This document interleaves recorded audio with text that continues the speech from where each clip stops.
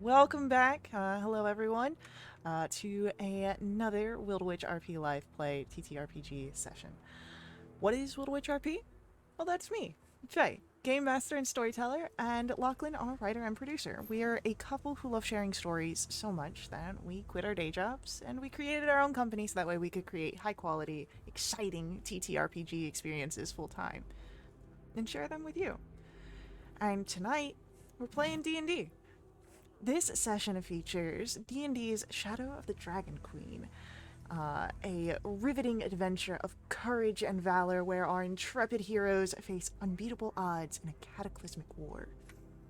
With us at the table are several of the incredible players who have joined us on our grand endeavor. If you'd like to play alongside them, you're more than welcome to join us as well. You can ask in chat or just hop into our Discord where you can find out more. Now, speaking of our awesome players, it's time for introductions. Like I said, I'm Faye, Game Master and Storyteller. With me is Sirenscape, bringing our background music and sound effects. It's a fantastic and affordable sound collection that you can find at sirenscape.com. And now, we get to meet our courageous, daring heroes before they embark on another exciting tale of magic and wonder. And maybe a bit of shenanigans. Uh, so, let's begin with an introduction for Vass. Hi, I'm Caitlin and I'm playing Bass. He is a devilishly handsome tiefling bard rogue who finds himself accidentally stumbling across the multiverse. This week's fun fact about Bass is when he was a young teenager, maybe about 13, he rescued a starving mastiff, which he named Cerberus. He didn't think his parents would let him keep it, so he snuck it into the family estate. And a few weeks later, over dinner, his father asked him, "So, what did you name him?" Amazing. Next up, let's meet Hugh. Hi, I'm Stefan. I'm playing Hugh, who is a flashy and flamboyant fencer who makes fear the enemy his problem. And fun fact about him, Hugh's getting some flack lately that people think he's too reckless and unstrategic. So his story is how soon after he rescued Isbin from his problems in the forest, they got attacked by a group of bandits and Hugh saved Isbin from being robbed by getting right in the face of the leader, challenging and taking him down in a quick sword stroke, causing the rest of them to flee. This gave him a real strong appreciation for how the enemy's morale runs through their leadership. So his best strategy: get right in at the enemy leader, take him down, and cause them to collapse. It's definitely one way of thinking about things. We love it. Next up, we are going to hear from Rue. All right, I'm Frontboard, and I am playing Rue. His real name is Rhubarb Bafflewander, amongst other names. He's a gnome sorcerer hailing from the forests of Sandcrest Island, way off to the west of where our campaign's taking place. He likes to worship the moons and the trees and make healing potions. I guess if you want a fun fact about Rue, his hair has been white for this whole campaign, might be changing colors to red in places. But the fun fact is, he was born with it white, and it's always been white. So this red is a new manifestation. Lovely. And then, last but certainly not least, let's hear about Victoria. I heard you slip that no nod in. Um, I play Victoria. Victoria Ironhull, daughter of Savick, Knight of the Rose, champion of Paladine. I'm going to go with an out of character fun fact in that her newly summoned Celestial Warhorse, Sam. I'm going charcoal black with white mane and tail, but then So, out of character fun fact, I picture this stupid horse just like one of the best characters Disney has ever created, which was Maximilian, the guard's horse in the movie Tangled. And I can't help it. It's in my head, and it's not leaving. Amazing. I can't wait to play a lawful good horse.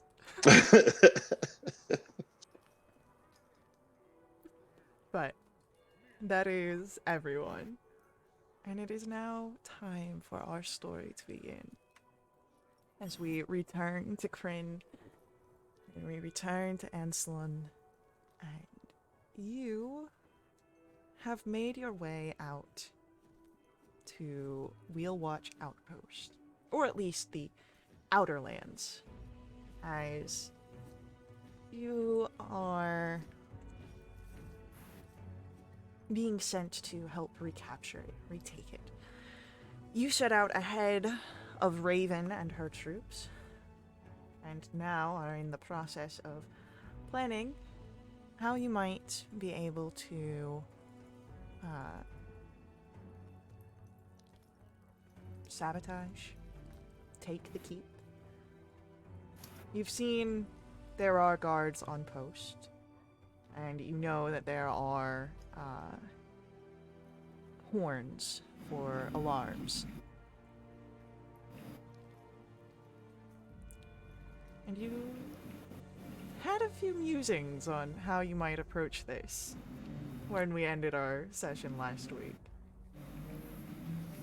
So, intrepid heroes, what are you guys doing?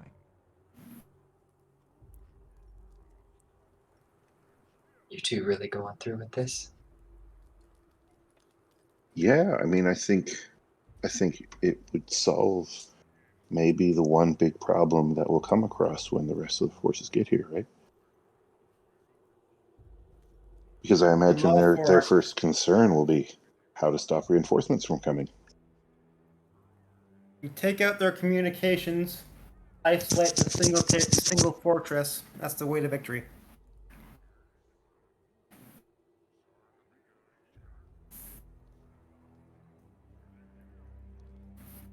And Victoria will start like peeling off pieces of armor. Yeah, I am. Hugh has swapped out his fancy new half plate for his more stealthy and reliable breastplate. All right, Faye. While they're doffing their armor, Rue wants to take out his dragonelle bones that he harvested in the past and consult them and tell the plan to Lunatari and cast the bones, casting the spell Augury, to see if this is going to be a good result, a bad result, both, or nothing.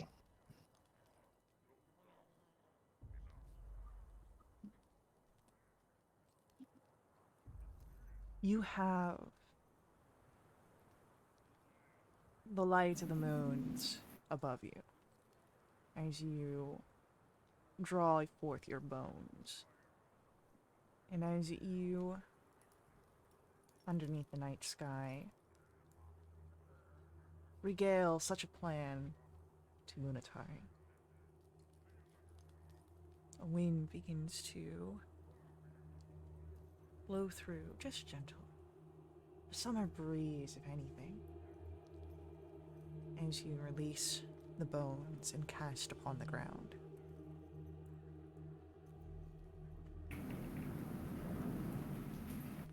And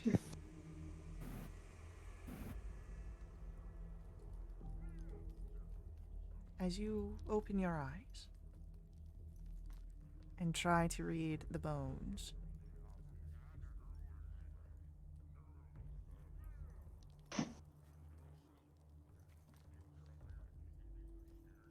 the plan that has been regaled, should nothing interrupt, has both weal and woe in store.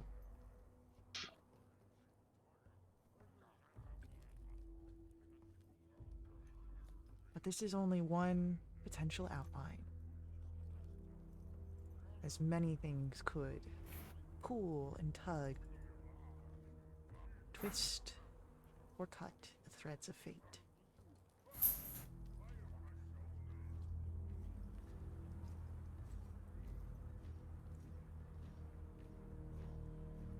I think if everyone was paying attention, they would see obviously what he's doing with casting the bones.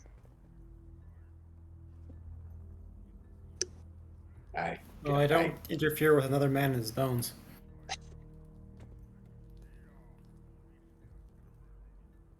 I've got good and bad feelings about this, which is in no better place than I was just a few minutes ago.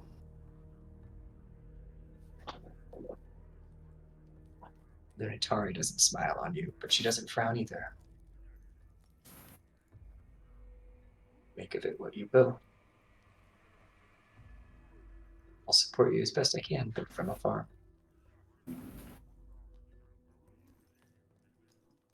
We'll be as fast as we can be. All right, get close. I'm gonna cast Pass Without Trace.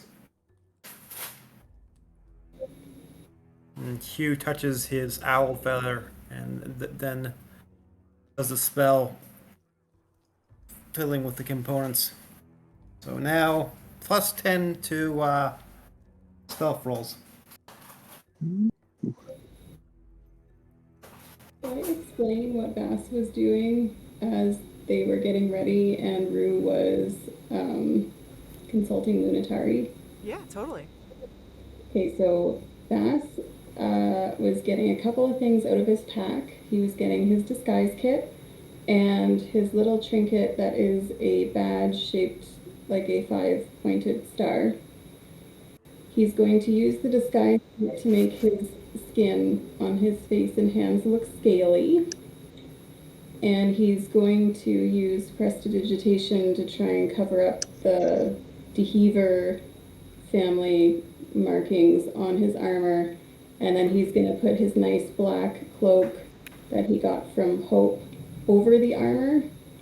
And he's just preparing himself in case there needs to be a rescue mission.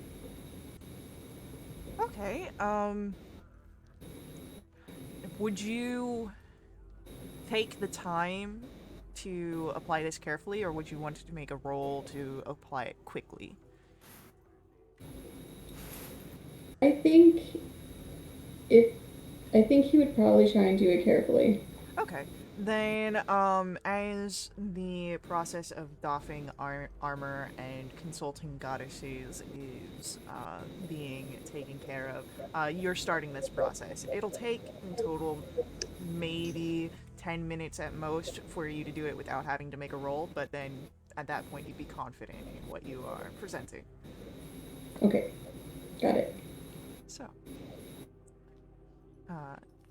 as you all prepare yourselves, or try to settle any worries in yourself about your companions, we have a Pass Without Trace cached on 2 unarmored figures, preparing to head to Wheel Watch Outpost. Are you ready to go unseen? Well, I'm already semi-on-scene. Why not go all the way? Rue's going to reach out and twin spell invisibility on Hugh and Victoria. You, Victoria, you disappear from sight of your companions and yourselves. Okay. Still All right, smell Hugh. I'll follow you to the spot that you want to go up the wall, and then I'll carry you up it. And we'll each do 2 horns, right? Gotcha. All right. I'd say do hand signs, but we're having we're invisible. But we're also in a cone of silence. So I guess I'll go, once we're on the wall, I'll go left, you go right. Okay. And then we'll meet back at the spot we climbed up. Gotcha. If it comes to it, I can get down myself very easily, so don't wait for me. Sure. Okay. So, Q has the shadows wrapped around him, and he glides forward towards the spot in the wall that he thinks is easiest to climb up. okay.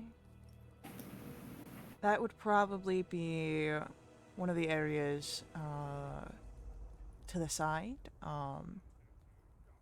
So in your, I sent the map last week to the west and the east, those walls, as they don't have the gates, sort of making it a bit limited for space. And yeah, give me, I would say, give me an insight check to see if you can find a spot where perhaps it would be easiest to climb without catching too much attention. Victoria, you are able to roll this as well if you would like. 15. She was just trust in his judgment and follow him to wherever he decided. Okay, so following in the footsteps that you can hear, I can actually see him. you have a thing to allow seeing invisibility. Blind sight? Okay. 10 feet? So you sense him, and not so Well, much see yeah, him, yeah. but, yeah, you're able to rely upon your senses, preternatural listening, and you follow along here. And you feel confident in the space that you picked out. It's a wide stretch, and it's you think not close enough to any sort of entrances, up to the walls, so that way you don't have to worry about if someone's coming up, moving quickly out of their way. You have time to respond should something unexpected happen. Okay. All right. All Let's right. Ethan Hunt this shit. If you're ready, she'll kind of hoist him up and then just walk or run up the wall, depending on what she's able to do. With her advanced spider climb. I would say walk would make sense here. Okay, that's fine. But She has 35 movement. I think the walls were 30, right? the total walls with the crenellations would be 30, but Yeah. the actual height is 20, so yeah, you're able to get over. As you move to the ground, go ahead, roll me stealth checks here. You have advantage because you're invisible, and Oh, plus cool. 10 from your pass without a trace. So 28 for Victoria. Oh, just got a crit. Advantage? Huh? So I don't need her. 34. Heck yeah. You both drop down. Victoria, your feet hit the stone first, but you're able to set Hugh down, and it is silent, at least from you. You have guards on either side you can see, and it sounds like there is more that exist within the outpost courtyard, and perhaps even further locations. But so far, you are unnoticed. You have one location to your left, one location to your right, and furtherings on the other side. What do you do? All right. Q immediately breaks left. Yeah, she's not quite sure realizing she never asked about how long that invisibility will last, so Victoria's going to get right to it. Speaking of, for DM note keeping, Rue, how long does invisibility last? Till I say it stops. Or 1 hour. Okay, so 1 hour of invisibility, 1 hour of pass without a trace. Hugh, you make towards the north. The watchtower on the north. Northwest. And Victoria, I'm assuming you go to the southwest. Yep. Wait, oh, okay, yeah, so we came up on the west side. Yes. Yeah, okay, all right.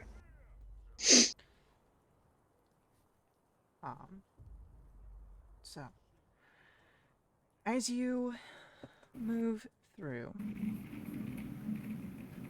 there are,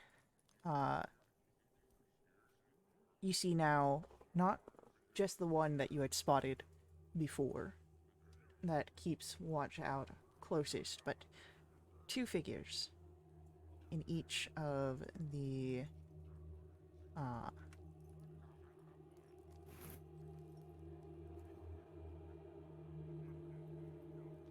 in each of the areas, and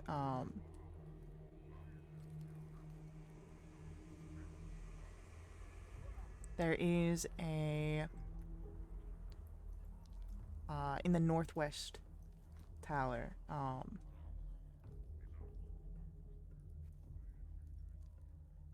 You would notice as you're here, Hugh, that there is a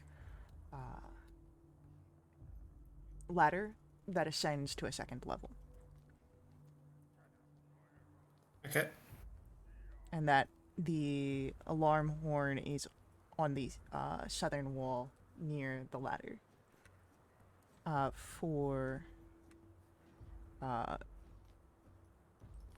the southwest that you are in, Victoria, the soldiers here look out.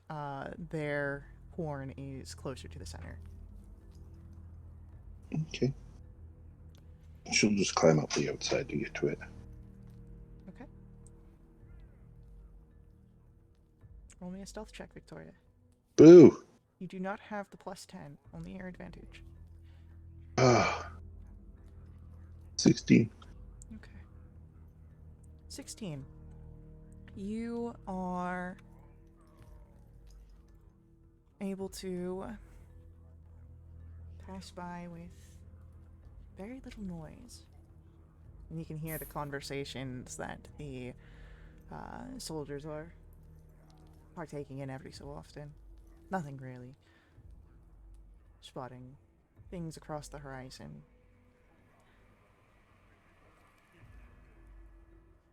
As you approach the horn, what do you do?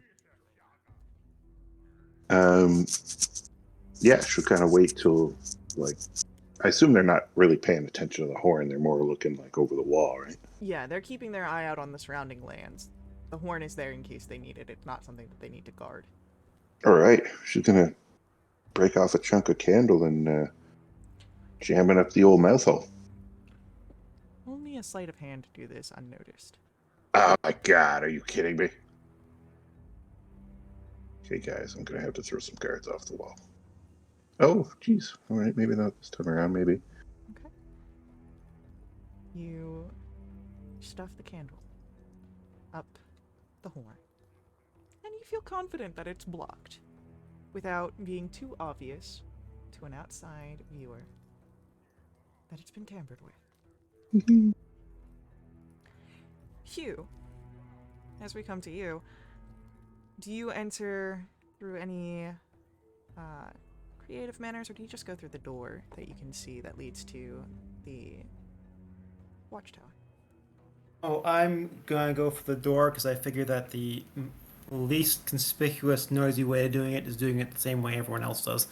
Okay, yeah, So you walk through the open door, and as you enter in, yeah, there are 2 guards down in the guards tower on this first floor. You do see the ladder leading up to the second, and the horn that's next to it, hanging on the wall.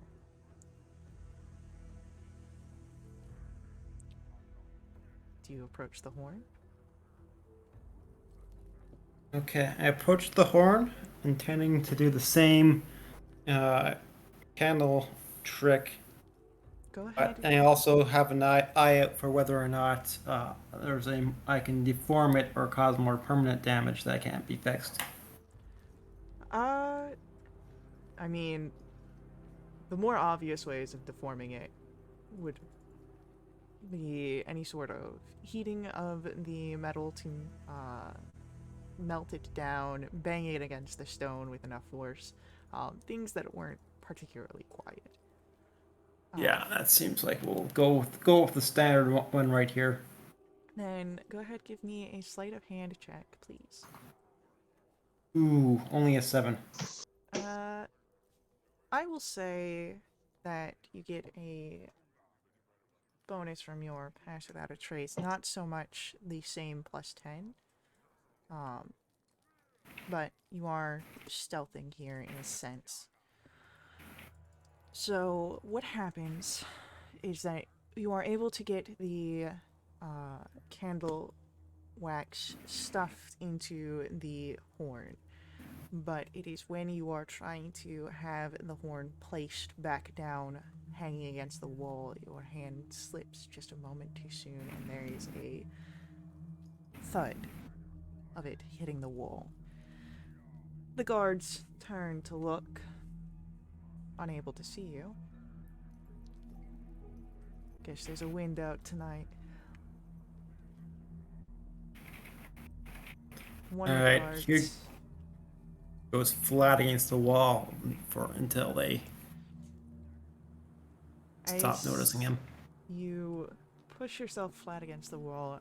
You are holding onto your breath almost as one of the guards comes forward, almost as if he's smelling the air, but finds nothing wrong here. Goes back to his post, though they perhaps seem a bit more wary now, a bit more alert, but they've not yet caused for any alarm throughout the structure.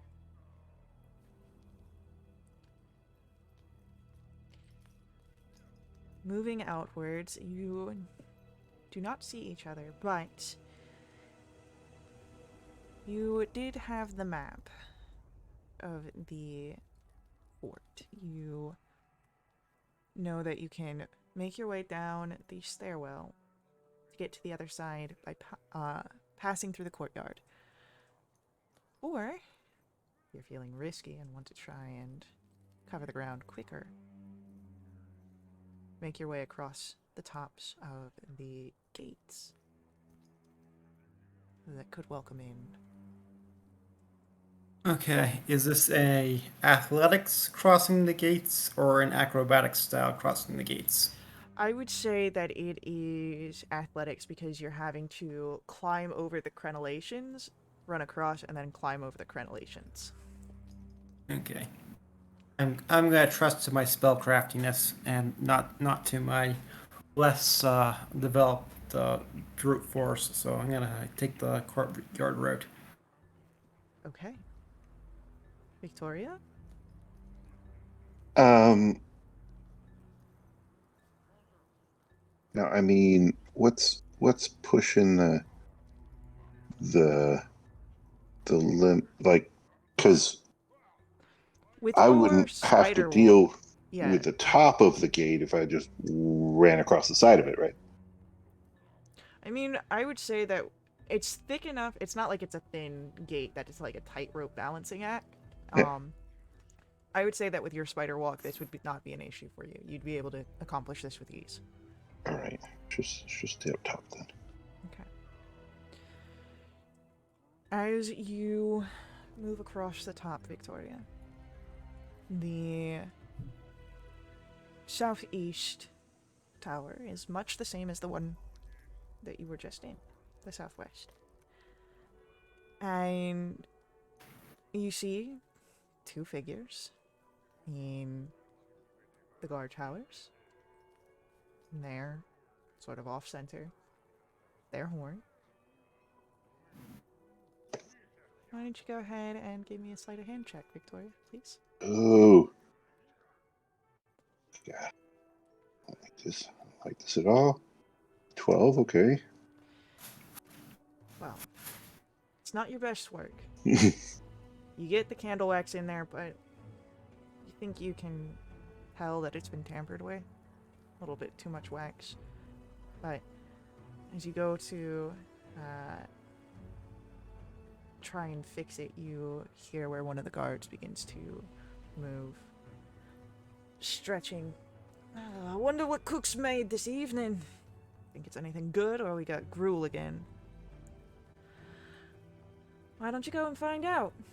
I'm sure that one of us is only needed here. The guard kind of, the first one gives a unkind hand gesture, moves over to the other side of the tower.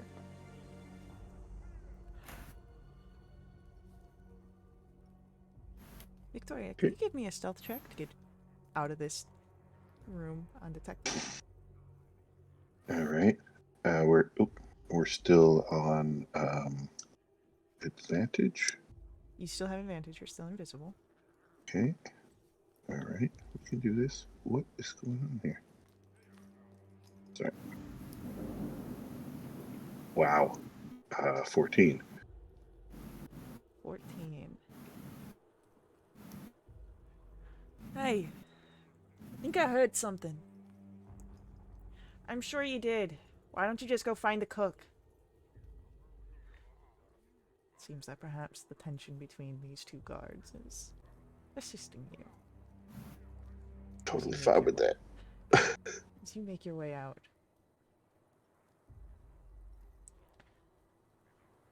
Hugh. As you move through the courtyard, there are 3 soldiers that you can see in the courtyard. And go ahead, no, you don't even have to give me a roll. You would spot this.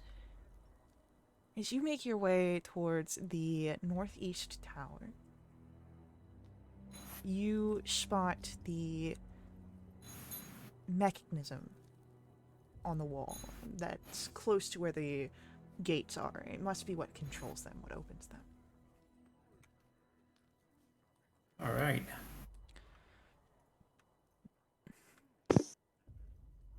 But perhaps that is knowledge you can utilize later, but you definitely know it. And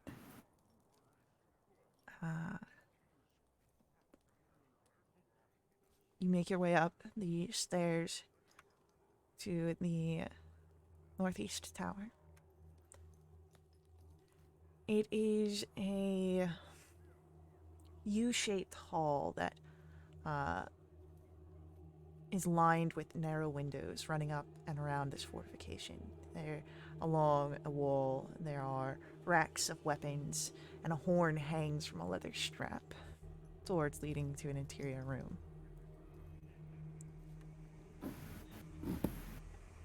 As you enter through, you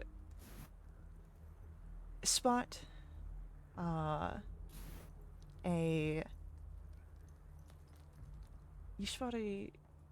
Draconian. And that the ones that you know turn to dust. Okay.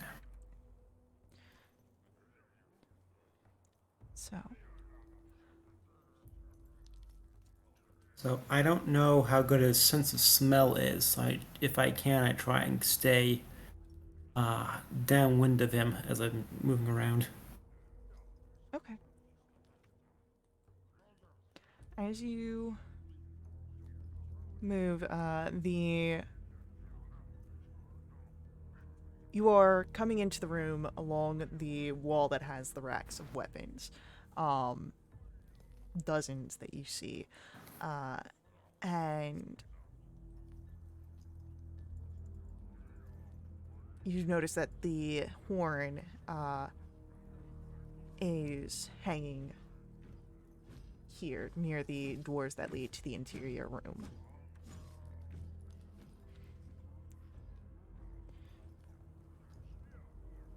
All right.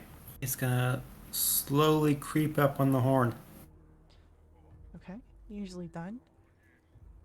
As you creep up to the horn to go and stuff it, it is another sleight of hand, but you have advantage from the chat.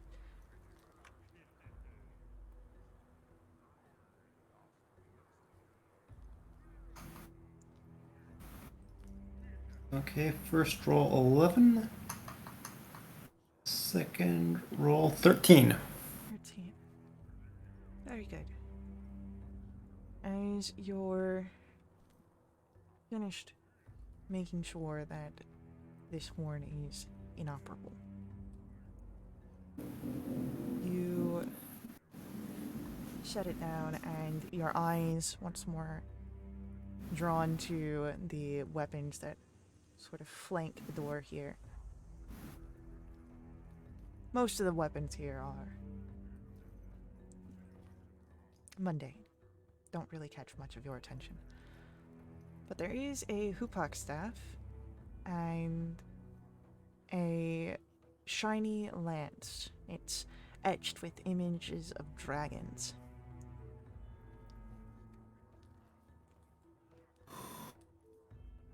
Do I want to try and steal the Dragonlance? Nope, don't let the eyes get too big. Okay, I make a note of that. Just a gameplay question. Yes. If we pick something up, it stays visible. No. Anything that you are wearing or holding becomes invisible. So even if we pick up new stuff, it kind of like pockets away into invisibility. I would say that it takes a moment for the spell to kind of wrap around it, so like maybe like a second, but yes, it would picking up something new. Invisible. Although, I tried to use the lance to do an attack on the Draconian. Would there become kind of damage advantage to doing it from invisible or not? Not a damage bonus. You get advantage on your roll, but as soon as the attack is made, you would be visible. Okay, I don't think I could kill him in a one shot, so I'm just gonna make a note of that. Okay. With that, you have successfully sabotaged their alarm horns. Do you take any more time here in the outpost, or do you make your way back to your companions? I've been mentally making note of how many people there are and where they're stationed, but so I'm just gonna move back towards my companion, keep up my eyes out for anything else I can see on that. There are more areas that you've not looked into, mainly because they have doors that are closed. So there could be more other figures here. There are four other rooms, so to say, when you went into the courtyard. But as you are coming down from the or coming out of the northeast watchtower, give me a perception check, please.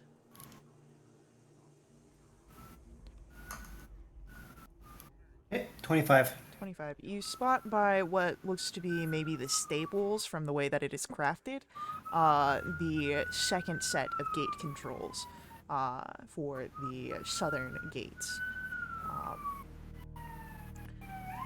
So, you've got that knowledge now as well. And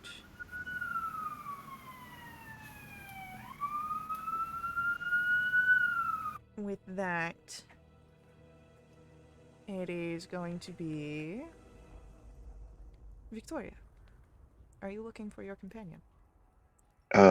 Yeah, I'll go back to the spot, or as near to the spot as I can remember, and I'll wait there, hoping to pick him up Okay. with my senses. Hugh, do you head back to the spot that you had climbed up?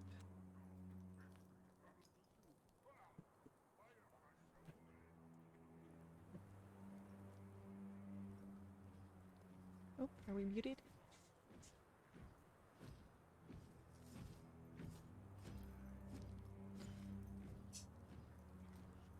So, I would assume that you guys make your way back together. Just for fun, why not one more stealth roll for the road? You guys are still invisible, still advantage. Did I come back under pass or not?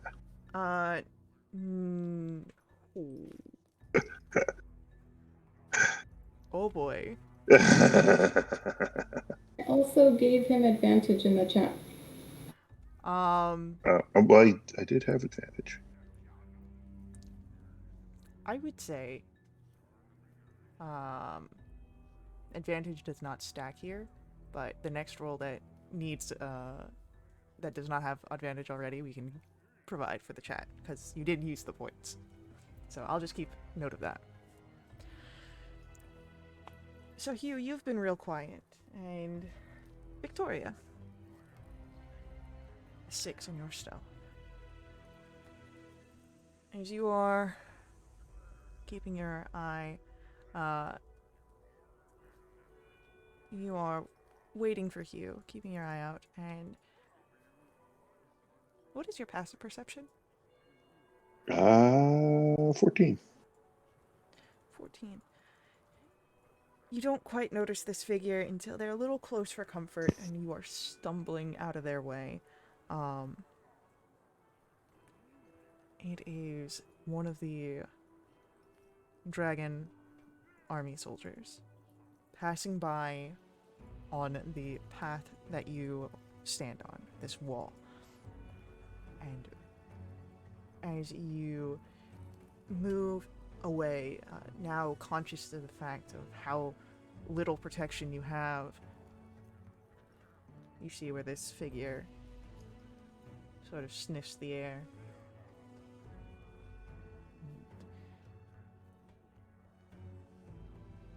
Turns, almost as if looking right at you.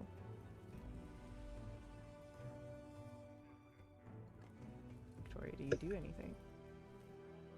She'll. I mean, I'd say she'd hold her breath, but she only actually breathes when she needs to speak. So she's just standing there staring.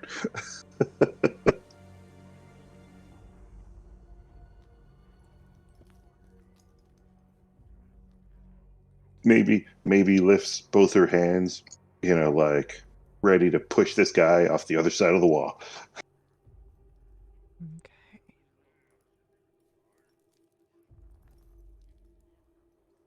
A few seconds go by, and while now this figure seems on high alert, continues on its way. But you can see now, instead of heading towards the perhaps stairs that it was going towards originally, makes its way into the next set of guard tower, perhaps to make sure the others are on high alert. You know what? Maybe I'll just scoot over the edge and just hang out on the edge of the wall instead of the top of the wall. Okay. It's not long after this interaction that Hugh as you can feel a presence, but you can see no one comes forward. We gotta get the heck out of here.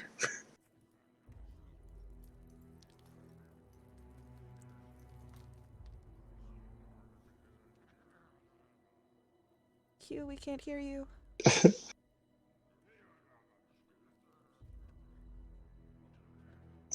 That's just how quiet he is. Commit to the bit. I mean, without any resistance, she'll grab him and get down that wall.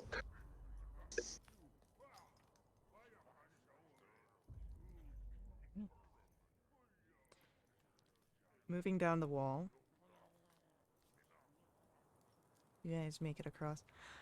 But before we get you back to your group, Rue, Vash, what have you been doing during this escapade?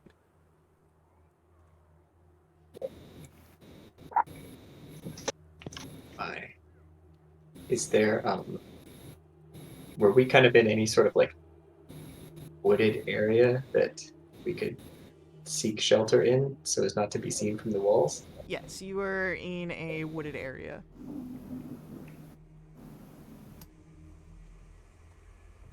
And I'd probably be hiding with my back against a tree, keeping my eyes peeled on the keep, but keeping my ears peeled on the forest around me.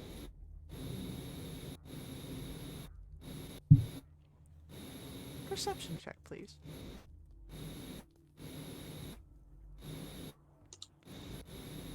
23. Alright. Eyes on the fort, ears to the forest. Rue, you wait. Being in tune with the world around you. To know that you may or may not be needed. But so far, things are calm. There's the whinny of horses from where you are, but they're not entirely loud, nor are they fearful. Just picking up on the nerves that perhaps you and your companion put out into the air.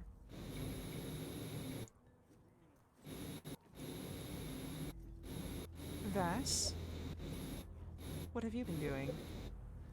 So, has enough time passed for me to have finished my disguise?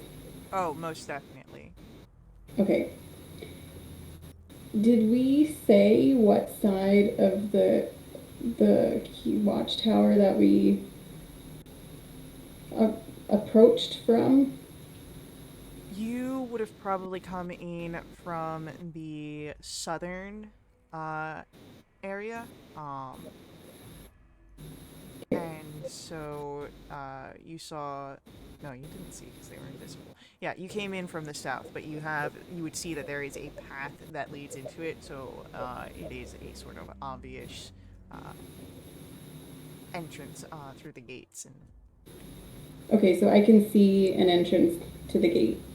you definitely see the pathway. You see the gates that lead in, but they are closed.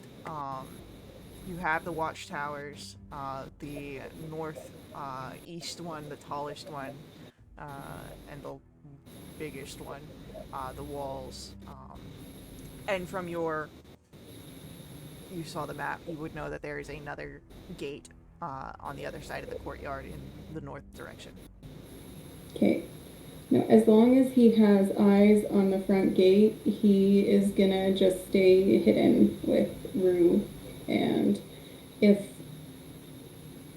things seem to be going south, if there's some kind of kerfuffle that he can hear, then he'll enact plan rescue mission. I love Plan Rescue Mission. So, watching, waiting, hoping that your makeup and paint from your disguise kit does not run. You wait and wait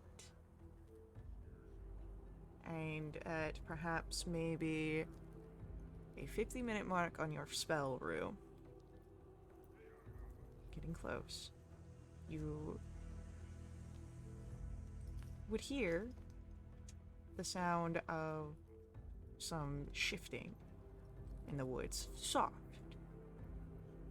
Almost as if a breeze is coming through. But there is no breeze this evening. And you see nothing.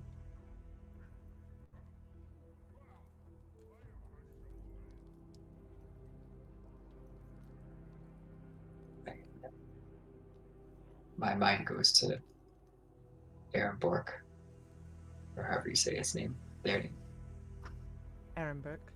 Ehrenberg.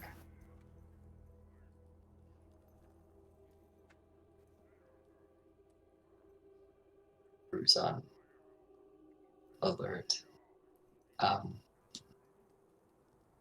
Let's see, this does not take concentration or break concentration. I don't think. If I cast message, it won't break my concentration, correct? Correct. So I would message to Vass that something feels out of place here. You want to check something, however.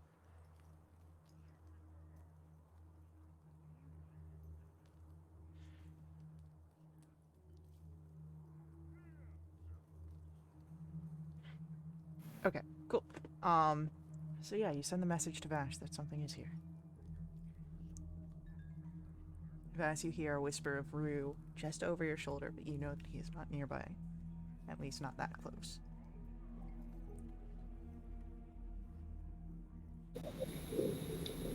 Can Rue and Bass see each other from where they're Yes, you'd be able to see. down? It looks like message actually doesn't need sight either. Not that that matters for Vass necessarily. Yeah. I just wanted to look at Rue and nod if he can see me, to indicate that I understand his message. You can also respond in a whisper. Oh, I can. I can hear. Yeah. Oh, okay. Noted. Q. Victoria. At about 50 minutes into your spell, Hugh, maybe a little bit longer, you are arriving back in your camp.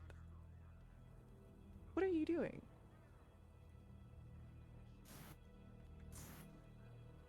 I'm just kind of like creeping forward, and then I go to Vath, and I go right behind him, and I say, "Boo!"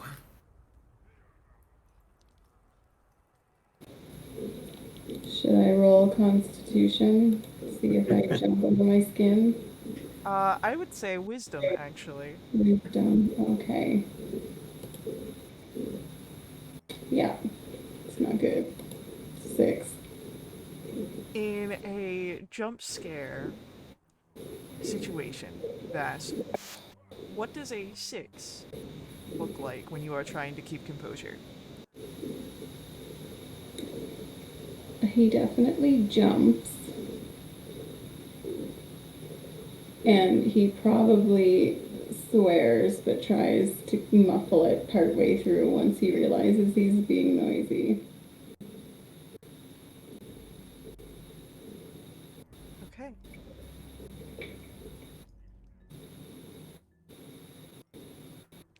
All right.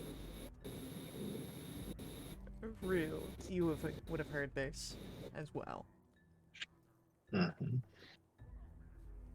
Do I recognize that it's Hugh's voice? You would recognize that it's Hugh's voice.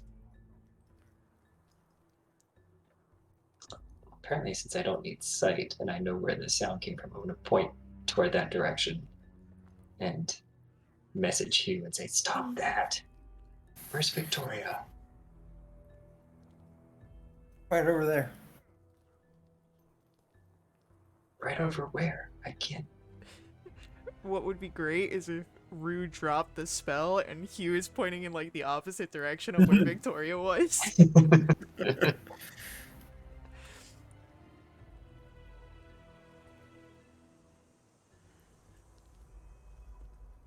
So, Victoria, do you announce your presence?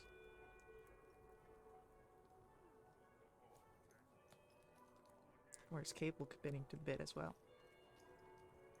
Oh, jeez. Yes, yeah, I unmuted myself, but I had my mic muted on my headset. Yeah, she'll say, I'm here, and she'll start picking up pieces of her armor. So, as you all make it back to where you've been hiding out since arriving as the Wheel Watch, and as you have perhaps been, as you had a little bit of fun, and as you had successfully sabotaged the alarm horns, this is where we will be taking our first ad break. Before we go, please stick with us. Hang out, chat, and let the ads run. You can turn the volume down, but please don't mute them or leave us, or we don't get credit. Ads are a huge part of the way that we keep our games affordable. You can also support us directly by donating to my Ko-fi, because we all know that a GM needs our caffeine. There's a link on screen, and your donations not only help support us, but also help unlock awesome perks for the community, benefiting everyone who plays with us for the next week. Double treasure, special companions, double XP, and even new quests. We love you all, and we'll be right back.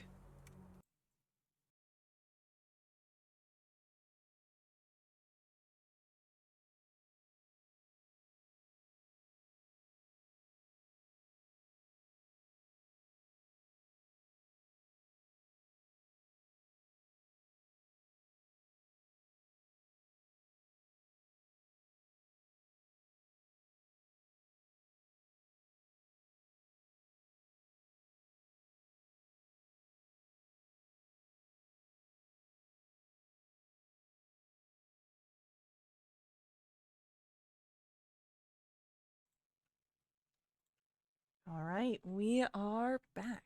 As Hugh and Victoria have returned from their expedition into the keep, and you all are able to sort of congregate once more. Right. Rue, do you drop your invisibility spell?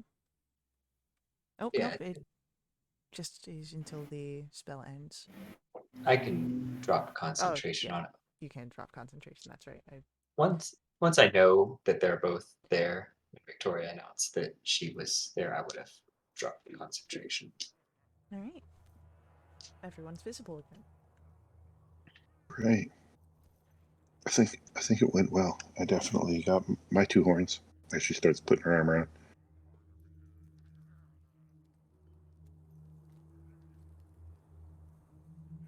So, as you are now perhaps waiting, keeping watch, and knowing that you have the entire night, essentially, and then most of the day tomorrow, or at least most of the morning, until your reinforcements arrive, what do you do?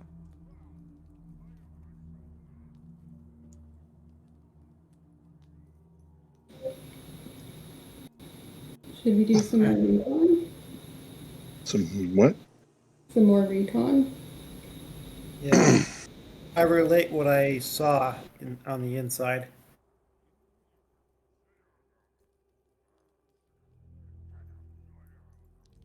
You have any idea how many you think would be in there? Well, based on how many I saw and the faces I didn't see, I would guesstimate maybe in the order of 20-ish. Victoria, what was your assessment? I wasn't particularly counting heads. Whatever she randomly saw while she was occupied with her business, she'll throw that number out.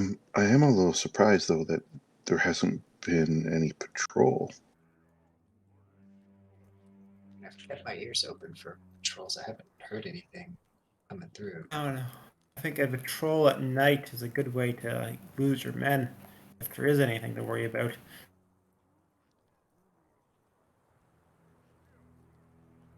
The whole point of a patrol is having enough men out that you see who might be sneaking up on you At night. It is at this point that I would like everyone to make for me a perception check based on hearing.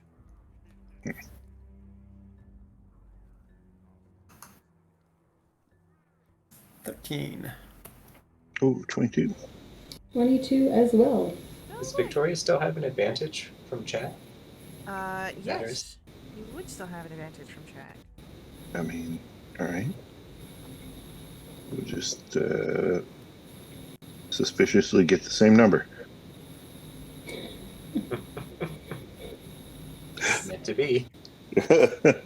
Dice really out here just saying, yeah, you're getting a 22, deal with it. Hugh, you hear the sounds of your companions. You hear the sounds that the woods make and the distant sounds of the keep. But Rue, Vass, Victoria, you hear something just a little bit more. It's a little noisy. Sounds like gears. Mechanism. Perhaps the gate's opening. Can we see the gates? Like, do they have torches or anything by them, or? There would be torches nearby, and you would, as you turn at this sound, you can look and see where the southern gates do open, and a squad of 6 dragon soldiers are moving out. Open the gates. And it's only enough for the squad to move out, and then the gates close again. And I would like people to roll for me insight checks, please.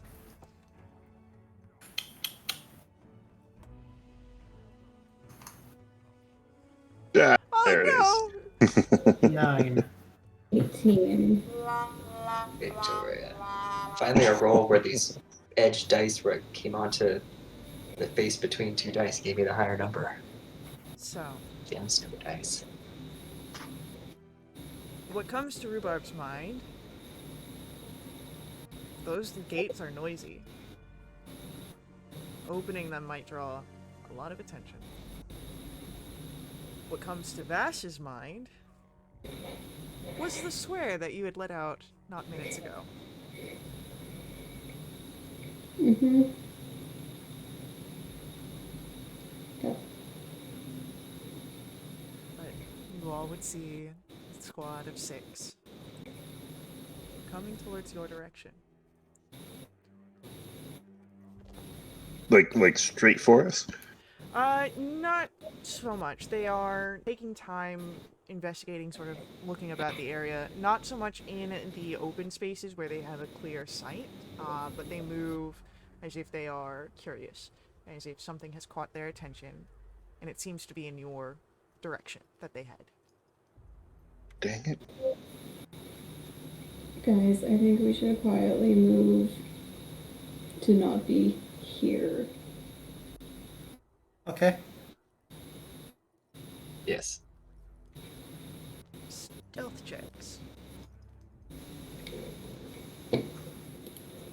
20.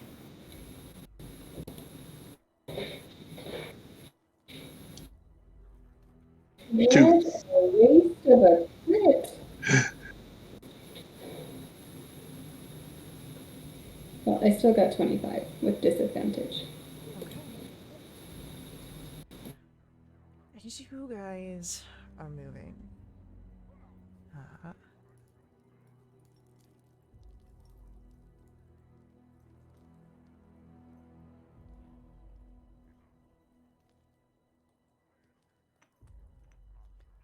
there is... Most of you are moving without much noise, but as you are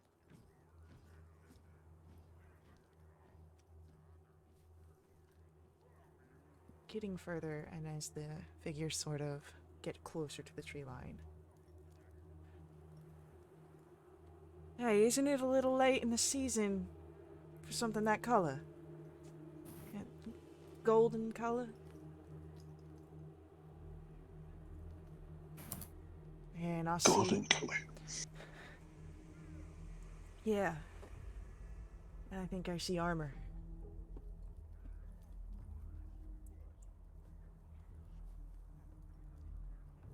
Obviously, they're talking about you. And you hear the sounds of soldiers begin to run towards the direction that at least some have been spotted. Dang it.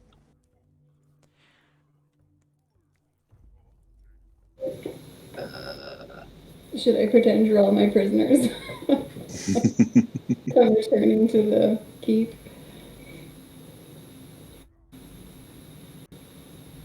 What is it that you do here?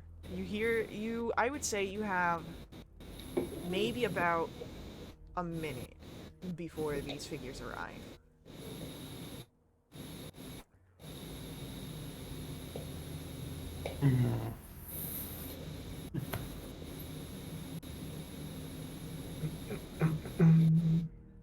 Okay. Do we fight?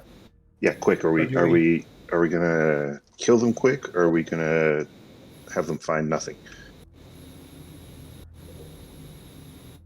Okay.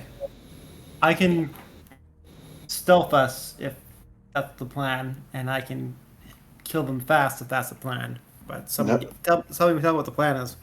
If you can, yeah, if you can make us quiet like you did before, then we'll do that. And it's better that they think they were seeing things than a patrol doesn't come back. Okay. I will put it on, and then I will also try and lead them away, kind of like makes very quiet sounds in another direction while you guys move to a safer spot. I can move more stealthily than the rest of you. I, Except then we won't get the benefit of pass without trace. I will That's true. also let you know that Pass Without a Trace has a verbal component, so someone would know that that a spell is being cast. Ooh. Rue, do you have silent meta magic that can help us here? Nope.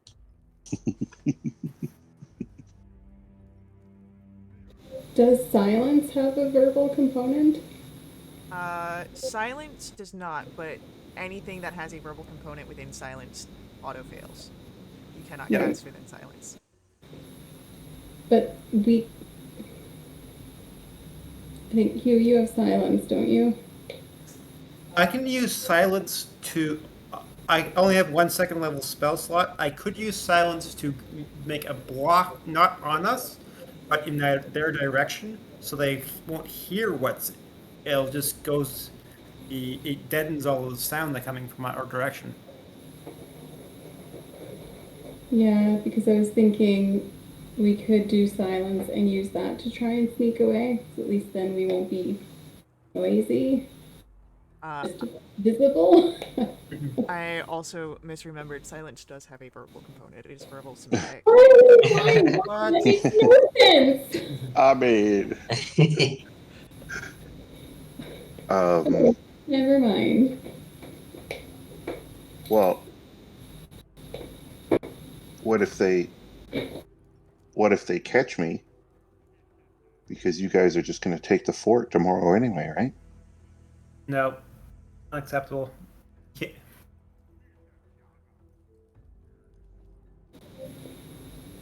Well, unless you guys can get rope out of your packs real fast and tie your hands, the only idea I have is pretending that I've already got you. How is that unacceptable? Knights would be scouting around. You're too valuable of an intelligence asset if they have means to interrogate you stronger than just questioning. I don't think they're going to get right to that anyway.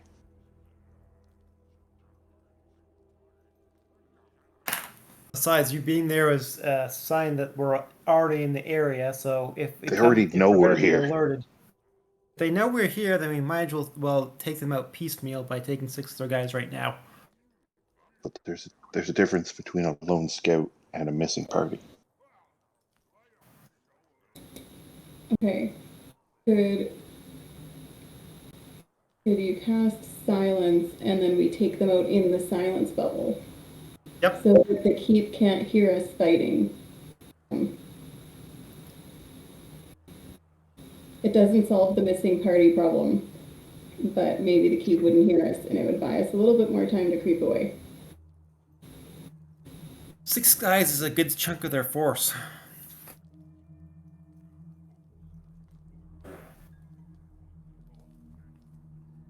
This is, if anything, what we want them to do.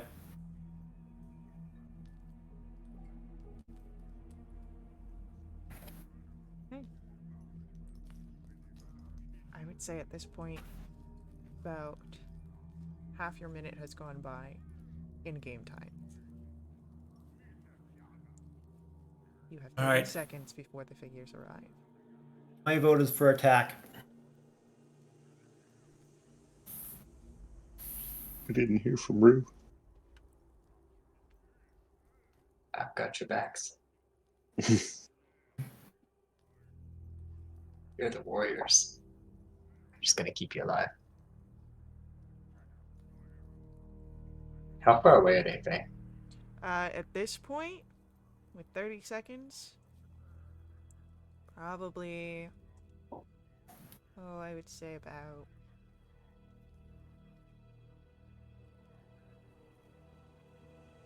less than 100 feet. Yeah, it's 5 rounds, right? That would be about 5 rounds. Somewhere between 100 and 150 feet, depending on their movement.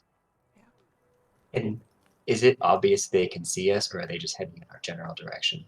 They spotted something golden and what looked like armor. They are rushing towards what they saw. I.e. Rue and Victoria, I believe. I will neither confirm nor deny. Yeah. Maybe while they were getting that first bit of range, when they were, in that first like 20 or 30 seconds, Rue is like casting. Oh no, never mind. Prestidigitation also has a verbal component. Otherwise, I was gonna like start changing the color of my armor, like making it really dirty, or my doublet. Like, gold? What are you talking about? It's brown and dirty. Vass could give you his cloak. It's just you're gonna be swimming in it. That's all. It's all right. What really would be the thing is that if you changed it from gold to brown, it doesn't change the fact that they'd be looking at you. You never know. Could help. Are we doing this? Are we? I mean, they're close. Yeah, I guess so.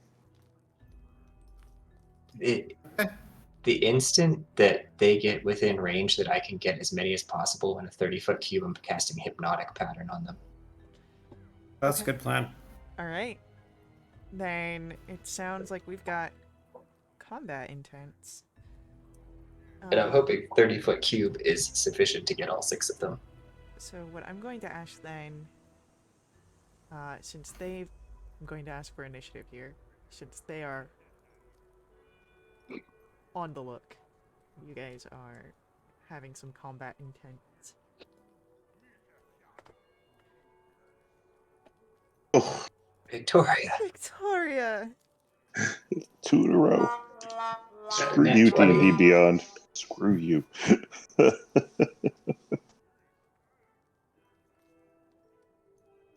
Pinkertons will be at my door soon. Oh my goodness. So, we've got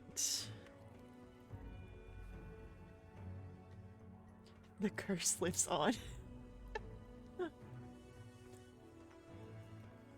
It'll be Rue acting first, then Vass, our soldiers, Hugh, and Victoria. And we have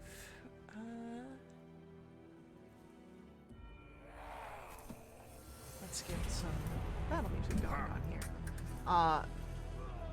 Rue, Mhm. you wait. They're not yet close enough for your spell. But they are closer, as I would say when we start combat, they're about 60 feet away.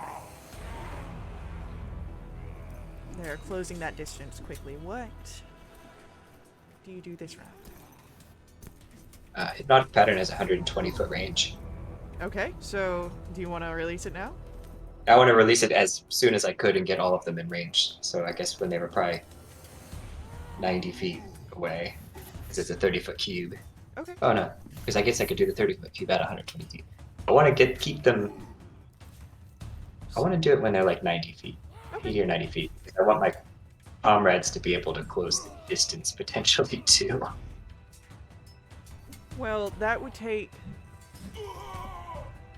I will say, if you do it at the 90, it might be more pertinent to let them get a little bit closer if you want your compatriots. Comrades. Yeah, because we don't want them to be able to have turns to wake each other up. Right. True. Okay, let's just do it at the 60 feet then. Do it at the 60? Alright. Do it at the 60. And what save is that? It's a DC 14 Wisdom save. Right. Since they've got +0, I'm just gonna roll 60 20s.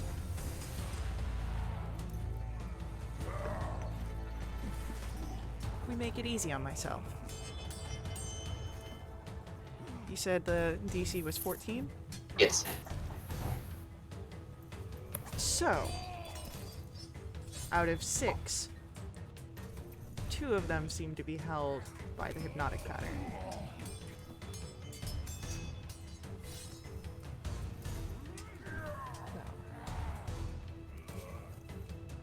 Anything else from Rue?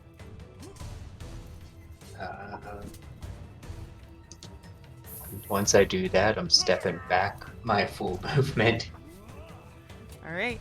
You step back your full movement, and Vass, it is your turn. Do I get the sense that they've seen me? You do not believe that they have seen you currently. Okay. Bass is gonna stealthily move up 30 feet and use his bonus action to hide. Okay. Stealth check, please.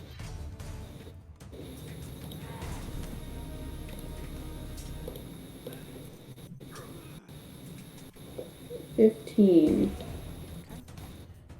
As you hide, you feel yourself fairly decently covered. You think that you're good. Okay.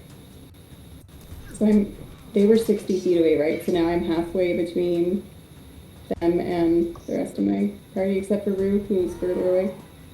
Yes. Okay. That's it for my turn. Alright. Do you do anything with your action? Would you like to dodge or... Nope. Our soldiers go. And they move for Rue and Victoria. 2 of the figures rush in right ahead. The other 2 see where their companions are kind of stopped. One of them stopping to shake one, the other guy going in after Rue. So Rue, the 2 figures that look in your direction, as they step forward, pull off of their back, you see a javelin and are going to release it, one from each. Do they have disadvantage at that range? How far did you move back? 25 feet. They would.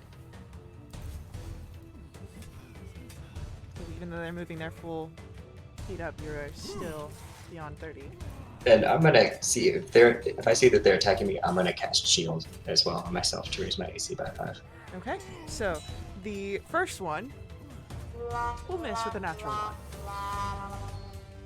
But as your shield goes up, as you see the incoming attacks, our second attack is a 16.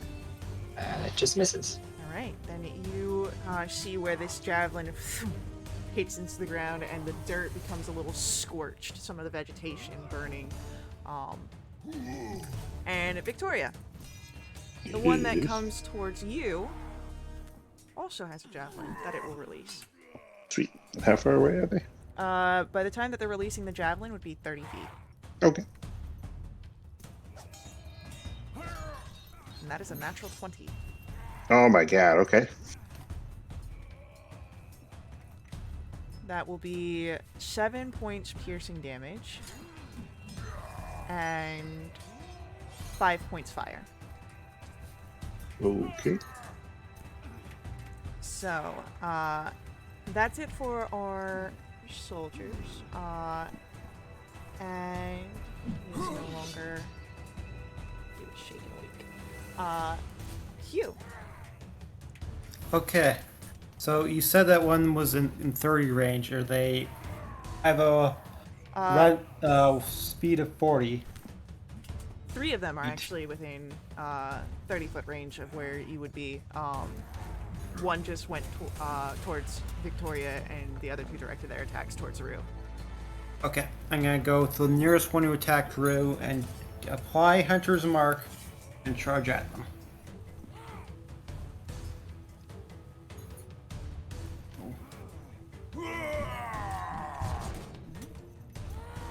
Okay, actions. First swing gets a 21. Oh, most definitely. Okay, that gets a 8, a Hunter's Mark, 14, and a Dreadful Strikes 1, so 15 total damage. Alright, heavy strike into this figure, who seems to falter a bit but still stands on his feet. Anything else on your turn? Well, I'm level 5, so that's my second attack of the campaign. Or 22. That hits. Let's see some damage. Alright, 9 and 6, so 15. I can't do Dreadful Strikes a second time. With your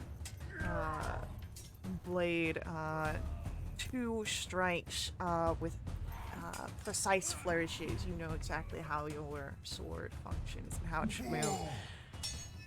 And you bring down the soldier. Okay.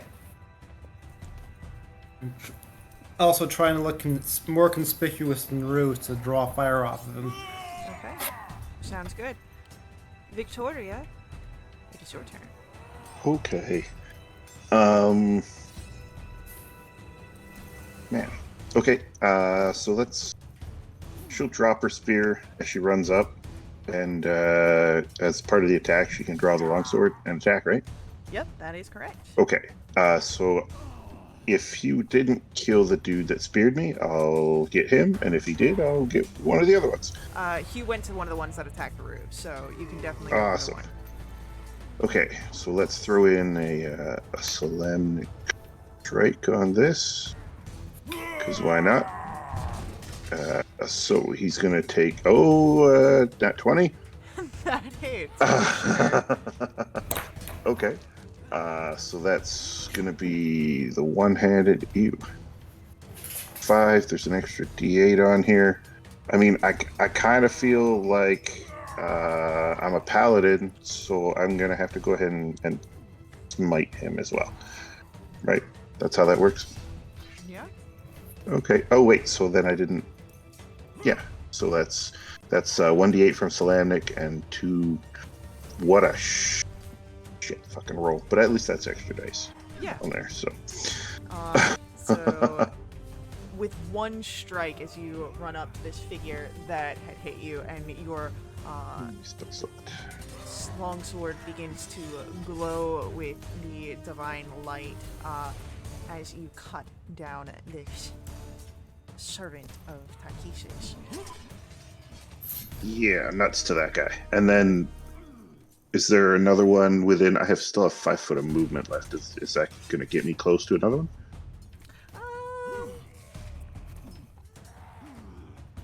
you could start your way towards the figures that have not yet made it towards you, or just stand your ground. But the one that was closest to where you stood is just outside of your 5 feet. Okay then. Yeah. So I'll move that 5 feet, and then I'll use as a bonus action. Can I? I can't see Vast. Can I? In what way? Because bolstering rally, I have to be able to see the creature that I'm gonna bolstering rally. So okay, that was on me. My ears didn't process that. I heard I can't be Vass, and I was like, that's also what I heard. no. What is your passive perception? 14. You do not see Vass. Oh, okay then. All right, so I'll throw a bolstering rally at Hugh. Be like, great strike. We'll drop these guys fast, and give Hugh a good 12 temp HP. Oh, Alright. With that, Rhubarb, it comes to your turn. Mm-hmm. There is one figure held by your hypnotic pattern. Mm-hmm. One figure that is left standing that threw a javelin at you. Mm-hmm. And 2 guys that are just hanging out. Are those 2 guys that are hanging out within 5 feet of each other by any chance? Yeah. Yeah, they would be. Are they within 60 feet of me, though? Not currently, because you moved back 25. Drama of being a ranged caster. No, it's fine. Get closer to the danger. How far away are they? 85. They were 60 feet when you moved back 25.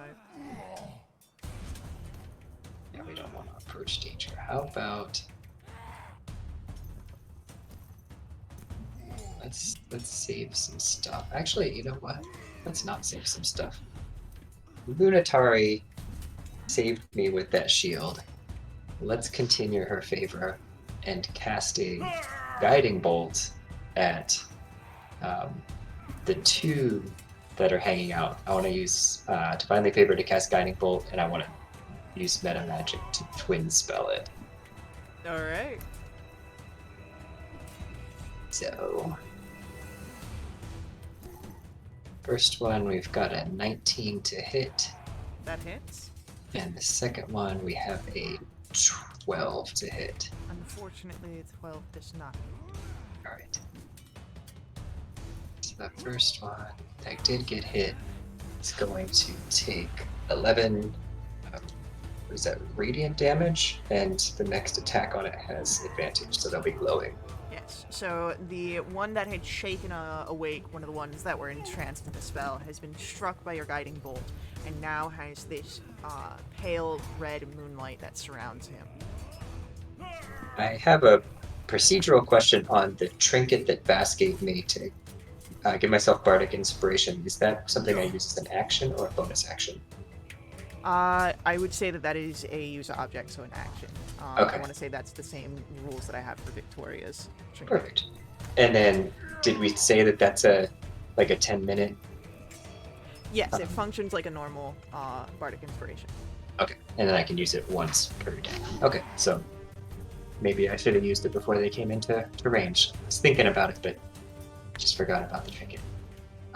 For my bonus action, I don't think I have anything too exciting. Let's double down and actually move another 25 feet farther back. Alright, keeping the move back, Vass, you are hidden 30 feet. What would you Yes. like to do? So, is there any one level with me? Yes, there's the one that went after Rue with the javelin last time. That would be about 30 feet. Okay. Am I able to get a sneak attack in on him? Yeah, he doesn't seem to know that you're there. Okay. But I'd have to do it from this position and not burst out of the bushes and go sneaking up behind him, I'm assuming. I would say because I just dropped my phone, which is my calculator. So I would say that because a full round is about 6 seconds, you jumping out of the bushes to get your attack in off the side would still be quick enough that your stealth isn't broken until after your attack. So like he's going to know that you're attacking him, but you still have your advantage in the attack Okay. itself. Alrighty, well, I'm gonna use my snazzy new dagger, and I'm gonna, or sorry, yeah, let's try that. Oh, well, that didn't work at all. Not even a little bit. Did you roll that with advantage? No, I did not. Let's try that again. That's better. 19. 19 will hit. Go ahead, roll damage. Alright, then we can add sneak attack onto that. Where did my sneak? There it is. Nice. I rolled maximum damage. Heck yeah, that is a heavy hit against this figure who cries out as your new blade cuts. And with my bonus action, I would like to do an offhand attack with my other dagger. Go for it. Is that advantage also or no? No, it's just the first attack after your sneak. Okay. Or stealth. Is a 23. That'll still hit. Almost max damage, but not quite. Not quite. As your second blade comes out, freshly sharpened, you can see the gleam of the moonlight as the blade cuts forward as this soldier is turning now to face you. And 2 strikes against him. He seems to falter a bit, but he grits his teeth, bears into it, and that's all you can do on your turn, Vass. It is our soldier's go. He draws forth long sword and is going to make an attack against you. Okay. Are these draconians, did you say? No, these are just regular Dragon Army soldiers. Okay. So the first longsword attack is a 21 Yep. for 5 slashing and 2 fire. That would be 1. Yes. I have resistance. It seems that you're perfect for this campaign then. The next attack is an 18. That hits also. 3 points of slashing damage and 2 points fire, reduced to 1. Okay. And with that, the other soldiers, you have the one that is glowing by Rue's moonlight, is going to rush in and... did you go after Hugh or Victoria is the question. Is going towards Victoria. The other one that was afflicted by the hypnotic pattern rushes in to face Hugh, leaving one just kind of out there vibing. He's tripping. Victoria, the one coming towards you, also draws forth the long sword and will go for 2 attacks. The first one being a natural one. As the momentum brings him forward, the swing is too wide and you're able to move out of the way. The second strike that comes towards you is a 14, easily able that to misses, yeah. block that. Sparks come off the shield, almost like embers in the air. And Hugh, the one at you, as he comes forward, is going to have both hands on his longsword as he rushes in. That is a gentleman's 20 to hit. That is a parry. All right.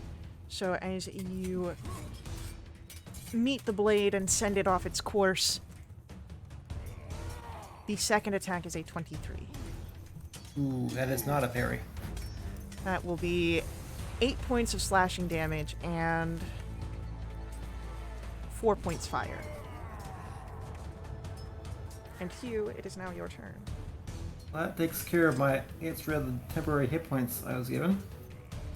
But that's okay. I apply Hunter's Mark to the one who just attacked me. Okay. And go to town.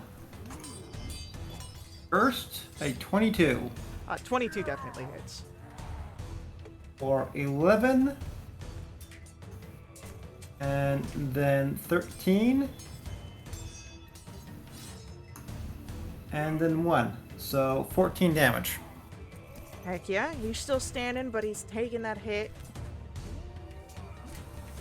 Oh, and a crit for the follow-up. Definitely hits. And that is So that is a 19. perfect damage for our method right there. 5, so 24. Alright, as your blade cuts down, once more you fell another one of these soldiers. But if you would, you paint me a picture here. Alright. After I knocked aside one blade and he turned it and cut me, I then used the opening to just stab through his armor and push him down and put the blade all the way into his vitals. And as I stand up again, I say quietly, "Fear me." Alrighty. As you stand after the takedown, as these words fill through the air, gentle but also terrifying at the same time, like the calm before a storm. Victoria, we gonna come to you. Yay. Okay. So a dude did move into contact with me. Yes, the one that glows from Rue's guiding bolt. Oh. Oh, heck yeah. Okay. That sounds like advantage to me. It does sound like advantage. All right. So the first strike with advantage, 17. The 17 will just hit your assailant. Yeah. Okay. For 14 damage. Which is enough to bring this figure down. Oh, no way.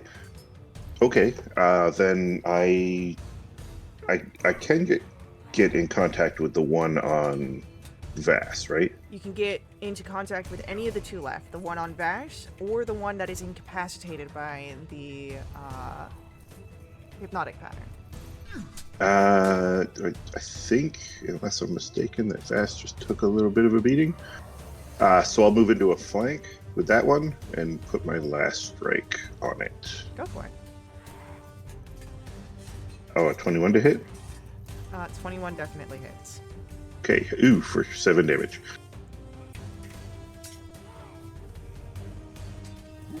That's enough to put this one down as well. Oh, no way. Oh, okay, all right. Which means there's only one figure left. And that I'm just gonna throw my bonus action out there. Yeah.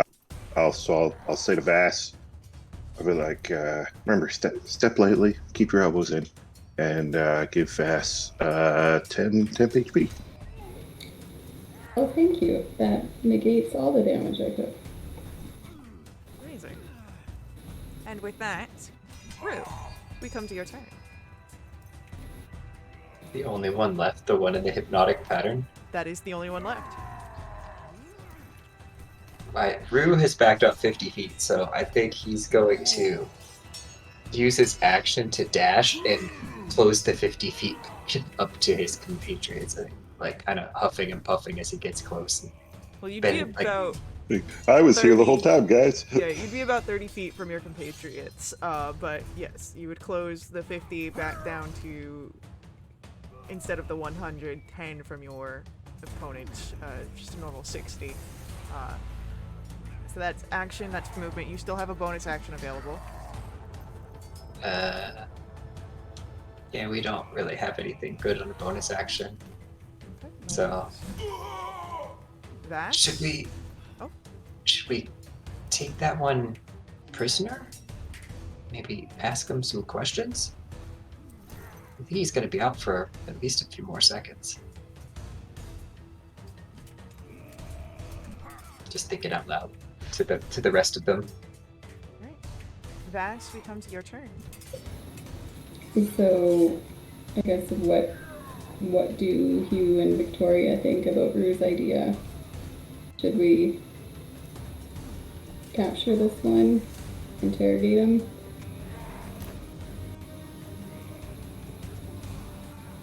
I mean, Vass should do whatever Vass needs to do on Vass's turn. I just want to make sure I'm acting in the best interest of the group. I mean, Uh, look. What level is Speak with Dead?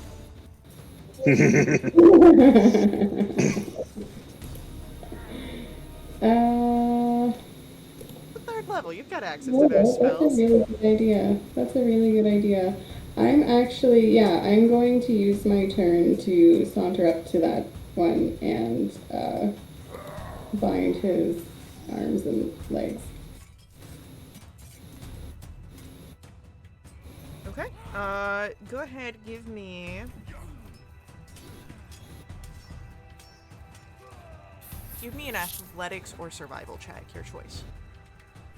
Well, considering athletics is the only non-positive modifier, I think I'll go with survival. 16. We'll say that survival... You know how to tie knots. Keep things tight. You're able to tie up this figure, and because he's the only one left, I will say you're able to do so in the remainder of the spell, and you guys are out of initiative. Oh, gag him also is Yep. what I would do. Easily enough done. So, at the end of the minute, when this guy comes to, he does struggle against his bindings, but yes, you were quite successful in what you were setting out to accomplish. And you now have a dragon army soldier bound and gagged.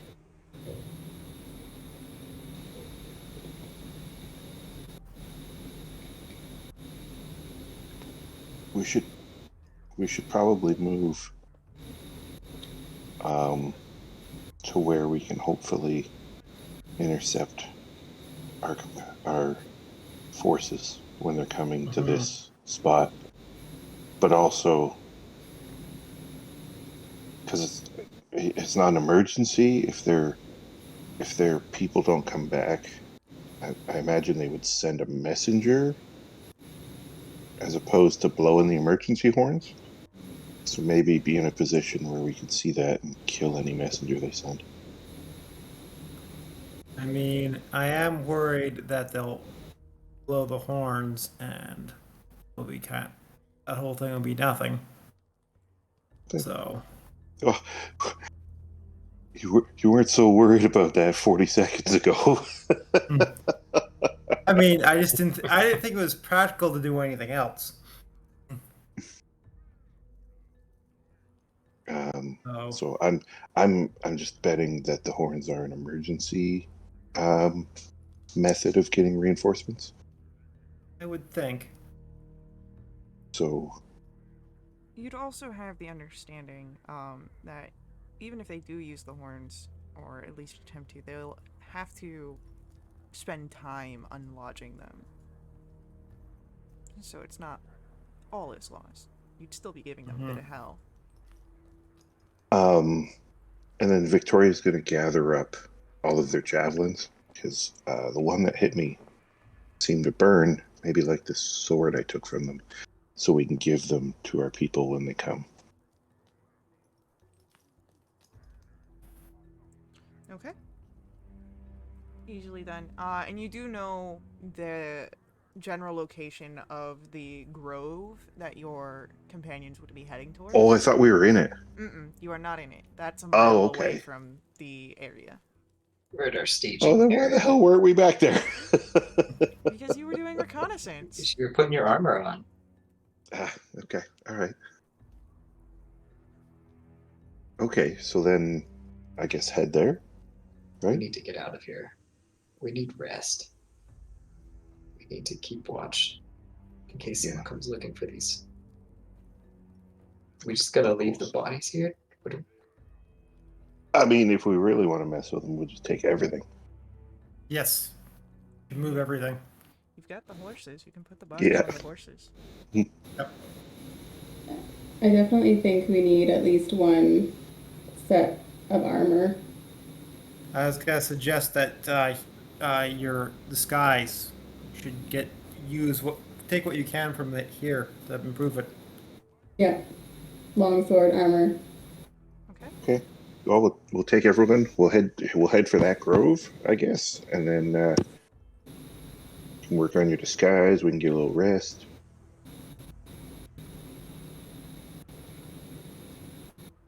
Pile the bodies in a bush somewhere Yes. near there, I guess. Yeah. Okay. I think we should wait to interrogate this guy until we get to the grove, in case, Yeah. Oh yeah. in case he's not cooperative and decides to make a racket. Okay.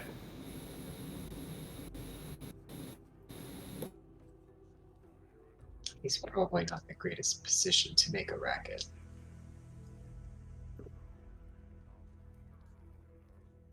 Go ahead, actually. Roll me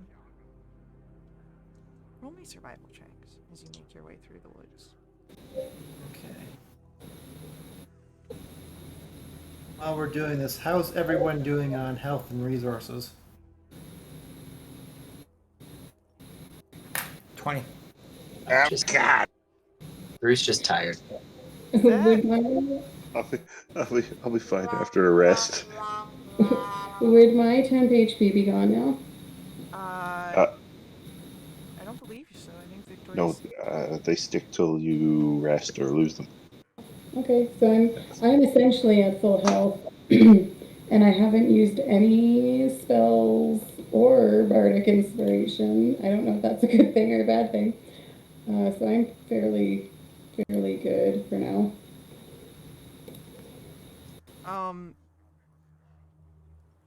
I will say that you've been awake most of the day, so pressing too much further with heavy stuff, like taking a watch wouldn't be too heavy, but pressing too much further with strenuous activities would be pushing for exhaustion.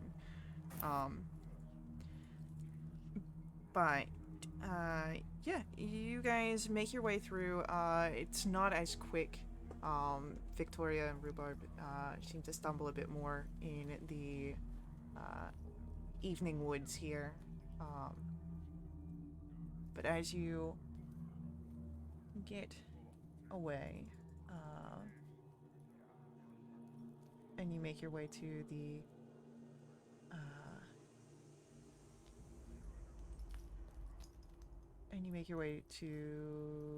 the grove, you are safe, it seems. At least for now. You have a dragon soldier, hostage, prisoner. But he seems no threat, at least in his current state. So long as he doesn't wriggle free of his bonds like your last one.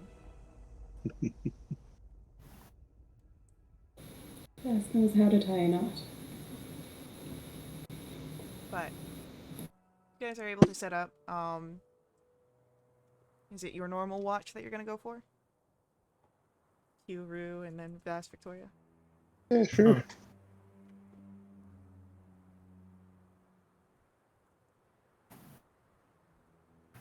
Sounds peachy. I am keen for that plan. Alright.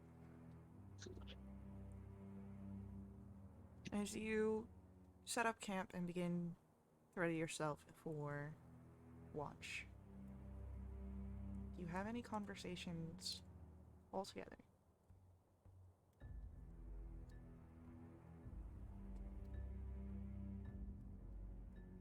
I think Victoria's a little preoccupied with getting her wound suitably bandaged and armor off and everything. And then, are we within Fargab range? I can't remember. You would not be currently within Fargab range. Yeah. Okay. All right. So yeah, she's probably preoccupied enough that she should respond if someone spoke to her, but she's not bringing up any conversation as she works on herself.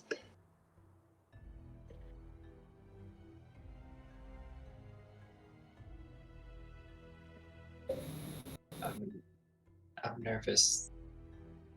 Can we converse out of earshot of this, the hostage? Yeah, I would say so. I'm nervous they're going to come looking for those when they don't come back from their patrol, and we're not that far away from the tower.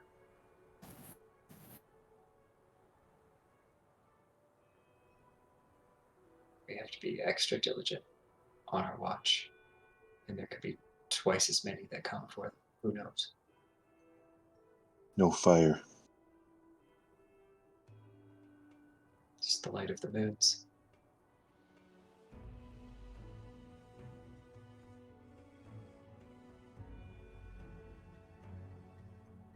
Still have a bad feeling, but getting really tired.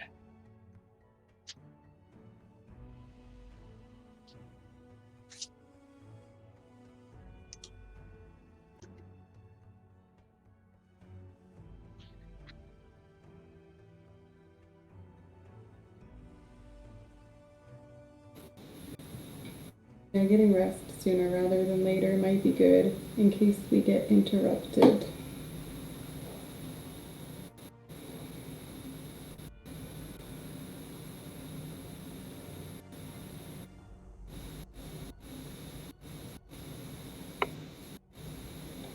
As you prepare yourselves for rest and for watch, this is where we take our next ad break.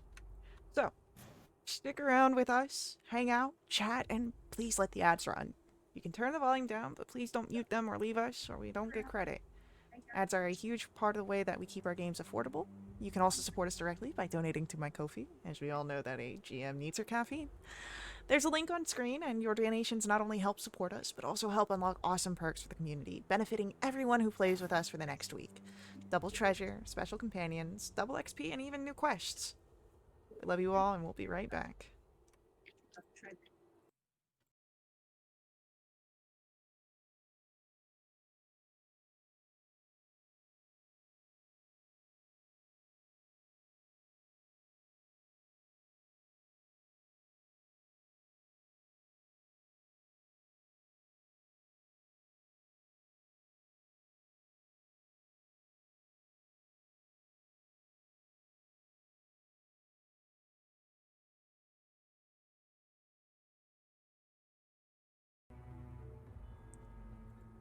Alright, as we come back, you guys are settling in for rest and for watches. And as a classic, Hugh's on first. So, Hugh, as you start your watch, go ahead and give me a perception check, please. 26.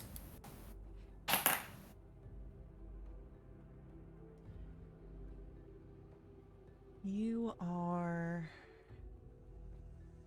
perhaps still worried that there could be a retaliation.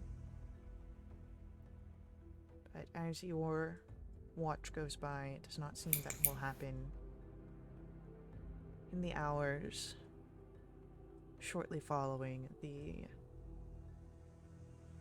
squad heading out. It may take time for them to be aware that these figures do not return. It may take time for them to find you. These thoughts and more start to come to your mind but the realm around you is quiet. The night, at least in this portion,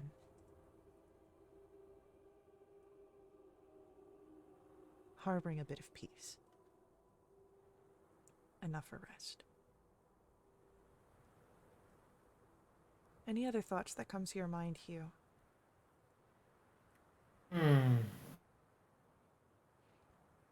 Oh, just that he's feeling really confident he can take this place. Right.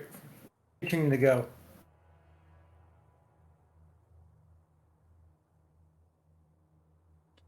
So as your thoughts become those of perhaps a bit more excitement than you've seen in your companions, towards battle, towards this fight in particular, your watch does come to an end. And Rue, you are up for the second watch. Mm-hmm. Rue's paranoid about Everything? yeah, especially, I mean, he's comforted by being in the forest, and maybe that there's no fire and it's just like the moonlight's illuminating everything. But he's like basically praying and communing with Unitari to try and make sure that they're not ambushed on his watch. Okay. Go ahead, give me a perception check. Can I use guidance and or bardic inspiration from my lucky trinket too? Yeah.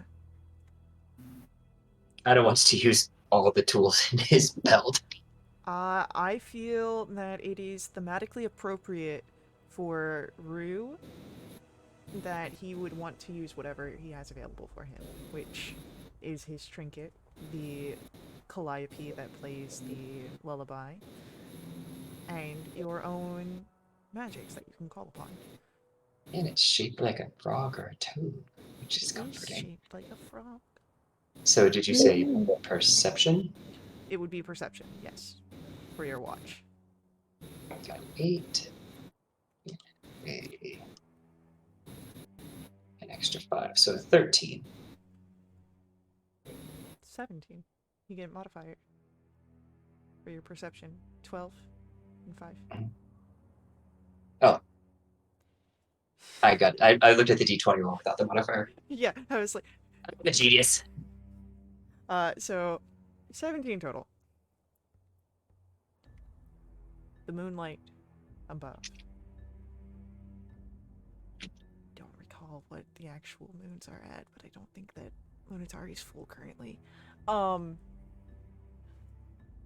There's but a sliver of the red moon. You cannot see the darkened sibling that you know likely holds sway elsewhere in the sky. And as you are keeping your attention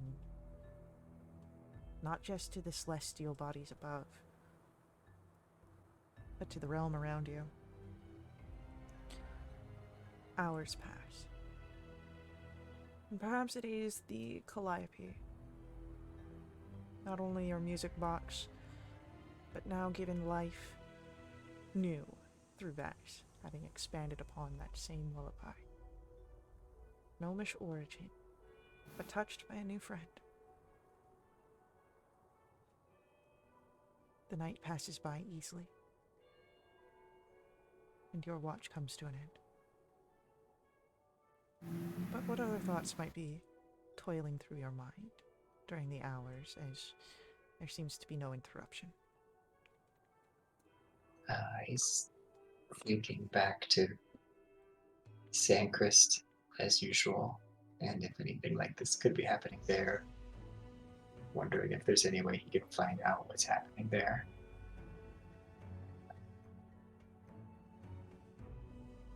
Yeah.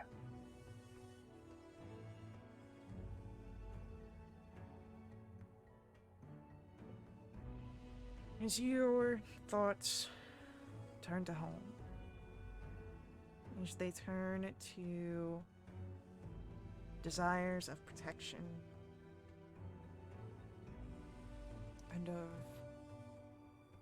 a bit of worry.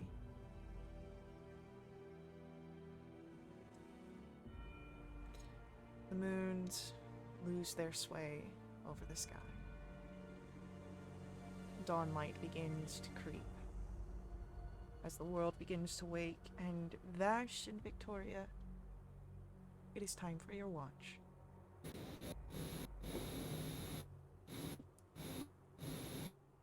As you all take to the position. Firstly, of course, perception checks.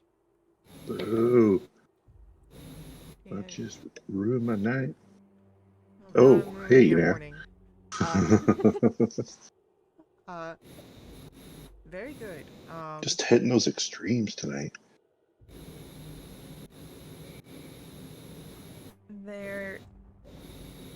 The first thing that you notice, of course, Victoria, is you check almost subconsciously to make sure that the dragon soldier is present this time. And they are. And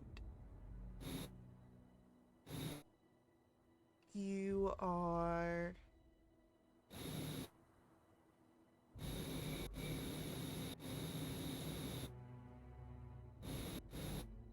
perhaps waiting for the foot to drop. But you've managed to rest through the night undisturbed. You've managed to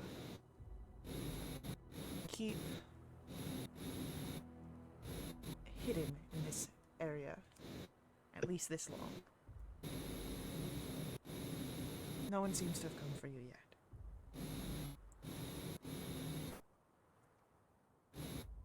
Okay. What thoughts might be going through either of your minds? Victoria? You know, since everything kind of seems all right, and they're just waiting.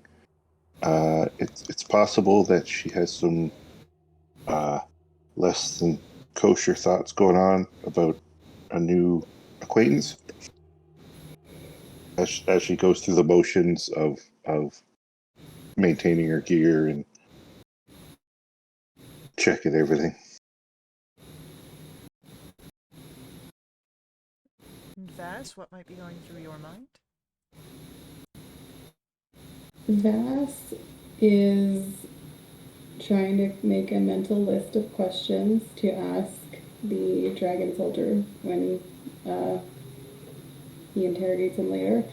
And he'd also be trying to remember any sort of details that he can about dragon soldiers that he's seen to date.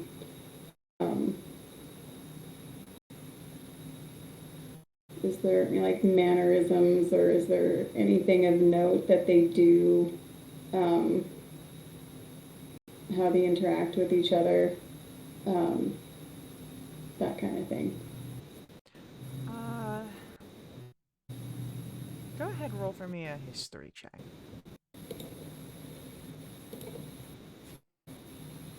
30-20. 30-20. You've not had terribly much interaction with dragon soldiers in a way where you've seen much camaraderie. It's a lot of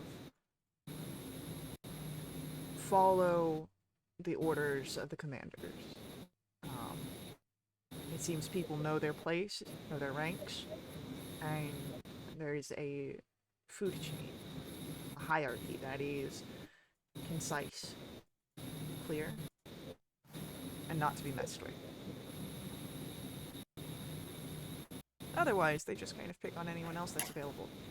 That's pretty much what I figured. So, as you all go into your watch. Thoughts filled with the mission, or thoughts filled with figures far away from here. As morning rises fully, you all gain the benefits of a long rest. Ooh. So, hey, there we go. So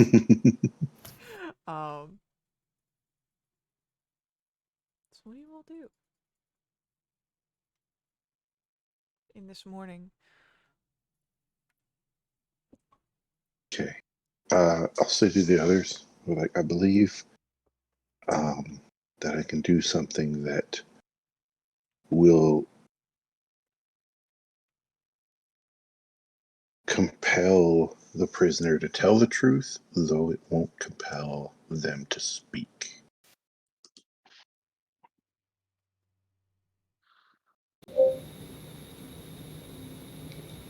Well, that would be helpful. Hmm? That would be very helpful, even just compelling Hopefully. them to tell the truth. And hopefully I can compel them to speak.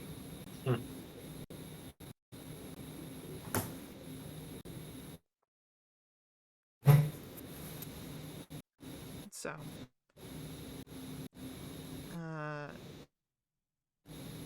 do you wake up your prisoner? If we're ready to, are we ready to do that?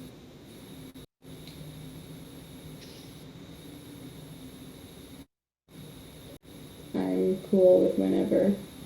Okay. All right then.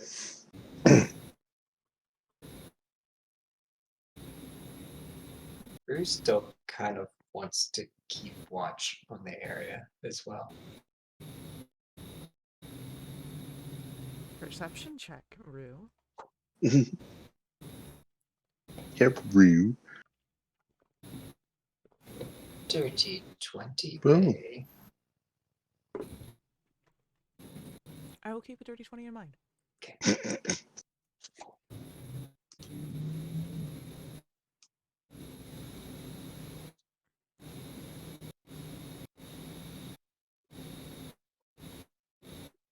Okay, she's Victoria's not she's not rough. She's not quite gentle, but she'll wake the person up, and she'll be like, "I think it's time for you to answer some questions."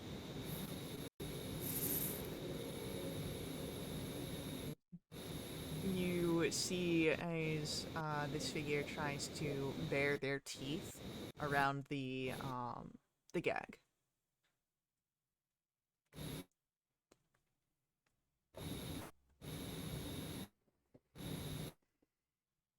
I think we found the intellectual of the group they sent.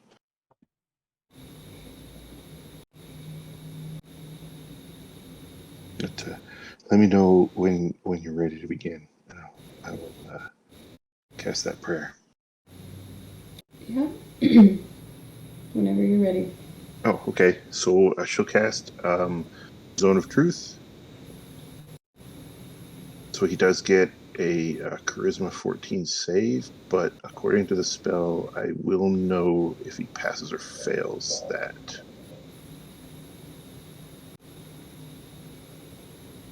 That is a failed save.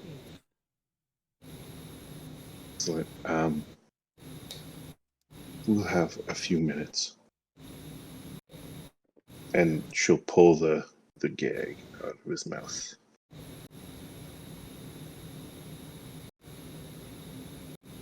You filthy Night Solomnia and all you little peasants.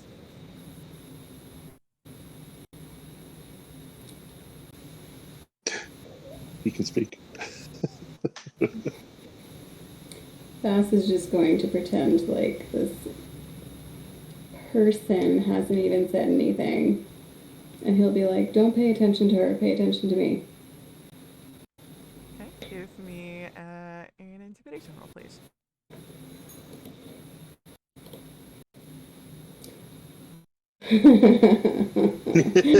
I have inspiration. You want to Do use it. it? Use it. Okay, fine. I was saving it, but I guess there's no point in saving it. Use Well, it so I that can was give a you more. Right? Oh my god. An 11. You do catch the attention of this figure. Though he just looks to you and barks out. I'll pay attention to whoever I want. It's not like I can do much anything else. Lifts the bound arms. Well, you know what's not bound anymore? Your mouth, so you can answer some questions. Like hell I will.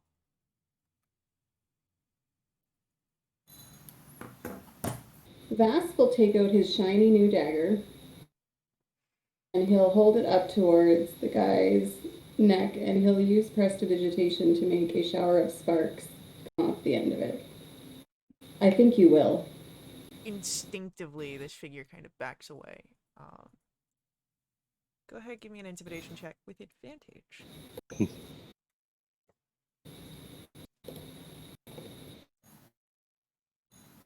Ooh, 25. There you go. 25.